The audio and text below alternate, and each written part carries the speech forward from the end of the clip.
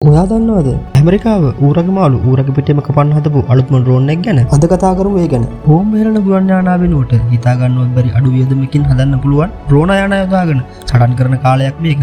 ඒ අතරින් ලෝකයේ වැඩිම කතා වෙන ඩ්‍රෝන් එකක් තමයි ඉරානයේ හදපු ශාහීඩ් 136 කියන්නේ. ඉතින් මේ ඩ්‍රෝන් එකට පිළිතුරු විදියට ඇමරිකාව ශාහීඩ් 136 ඩ්‍රෝන් එක වගේම උසස් තාක්ෂණයකින් යුත් ඩ්‍රෝන් එකක් හදලා තියෙනවා කියලා ඔයා දන්නවද? වාර්තාවලට අනුව ඇමරිකාව ශාහීඩ් ඩ්‍රෝන් එක විශ්ලේෂණය කරලා උපාය කොපි කරලා තමයි මේ වර්ෂන් එක ඩෙවලොප් කරලා තියෙන්නේ. ඒ තමයි ඇමරිකාව හදපු ලූකාස් FLM 136 කියන්නේ. ශාහීඩ් 136 කියන්නේ අඩු වියදමකින් හා ඉතා සරලව භාවිතා කරලා සමූහ ප්‍රහාර වලට පර්ෆෙක්ට් ඩ්‍රෝන් එකක්.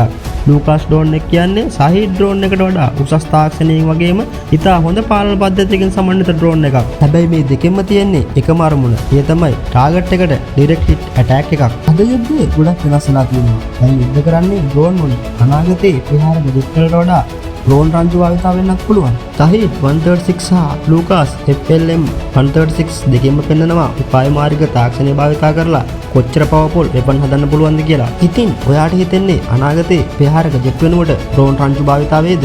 ඔයාගේ අදහස කමෙන්ට් කරන්න යන්න. මේ වගේ වීඩියෝ බලන්න ඔයත් කැමති නම් වීඩියෝ එක ලයික් කරලා අනිත් අයටත් බලන්න ෂෙයා කරන්න අමතක කරන්න එපා.